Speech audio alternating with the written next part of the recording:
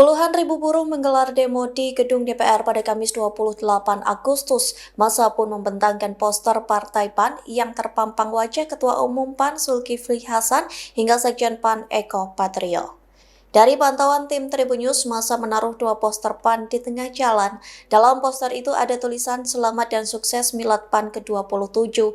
Kemudian terpajang potret Zulkifli Hasan dan Eko Patrio yang sedang tersenyum. Massa demo sengaja menginjak-injak dan melewati spanduk PAN itu. Bahkan pendemo memberikan komando untuk menginjak spanduk tersebut.